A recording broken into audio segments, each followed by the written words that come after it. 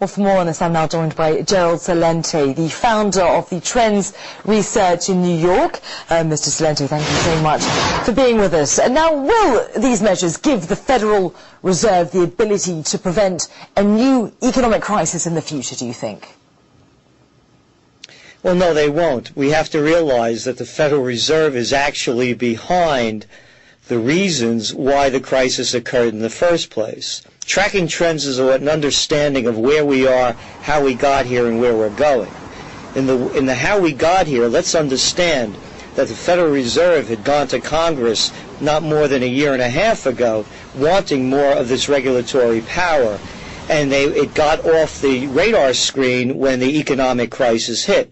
Secondly, the Federal Reserve, if you go back to March of 2000 when the dot-com crash happened, rather than letting Wall Street take its losses and the speculators lick their $5 trillion worth of wounds, what the Federal Reserve did was they lowered interest rates to 46-year lows. And they created the speculative bubble that was the real estate bubble, the leveraged buyout bubble, and the merger and acquisition bubble. So what's happening is the Federal Reserve, and by the way, the Federal Reserve is no more federal than Federal Express. It's a private company. What they're doing is these are the people that caused the problem are now being asked to fix it. It's an illusion.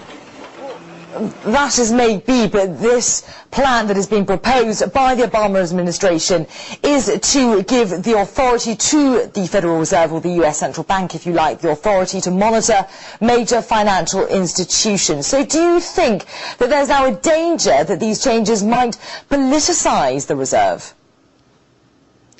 Well, it's already politicized. Again, the Federal Reserve, and look who's the Treasury Secretary of the United States. It's Timothy Geithner. Timothy Geithner was the former president of the New York Federal Reserve Bank. So it is already politicized. Washington is Wall Street and Wall Street is Washington. It's an illusion that there's any difference. And again, the Federal Reserve, by lowering interest rates, created the problem. And now they're creating the bailout bubble, which is even bigger than the dot-com bubble, the real estate bubble. So no, this is not going to do much of anything. It's just a confidence-building measure, and confidence isn't really going to change the game. It's like putting a set of brakes on a car that has already crashed, and these aren't very good brakes at all. Well, Mr. Celente, in light of what you've been saying then, how strong do you think that this new proposed regulatory reform will actually be? Some experts are saying it's already been severely watered down thanks to the US banking lobbyists. It has been watered down, and when it goes through Congress, it'll get watered down again. Again, these are the kind of things they do after an accident, after a crisis. They say, we're going to get tough and we're going to fix it. Let's be realistic and let's be adults about this.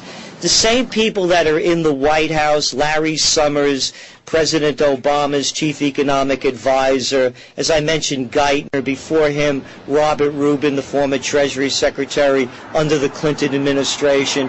These are the people that destroyed the regulations that were in place that would have prevented this. They're the ones that dismantled the Glass-Steagall Act, the Banking Act that was put in place during the Great Depression so that banks could not become these speculative organizations. Under the Robert Rubin, and which Timothy Geithner was part of, and Larry Summers as well, they deregulated the equity markets to allow these toxic instruments to be floated across the world. So to think that this has any kind of power or lasting power is fiction. Well, Mr.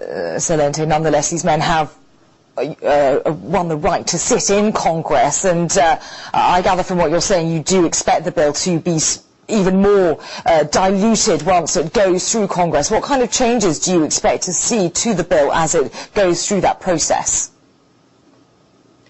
The equities market speculators will get more of what they want, less regulation. It's really not going to make any difference because the greatest depression is underway.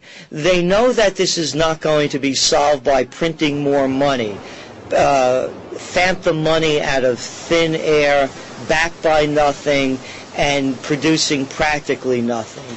These are the kind of measures that are taken to calm the markets, to make it appear as though they're in control and they're going to fix the problem and it's not going to happen again. Well, on a more optimistic note, the thinking behind this is, of course, to guard against future domestic and international financial crisis. And, of course, whatever happens in the US does affect the rest of the world. So do you think that these changes are a good thing for the globe's financial markets, or will it make no difference at all?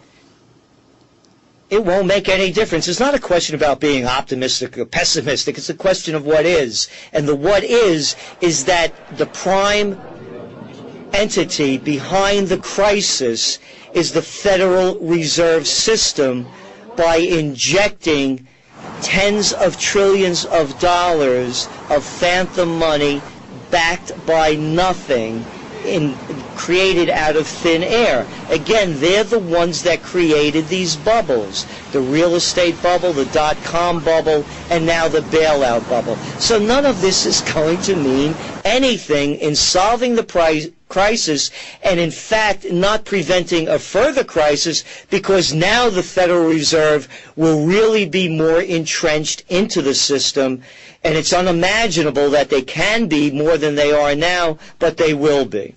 Okay, Mr. Gerald Celente from the Trends Research Institute in New York.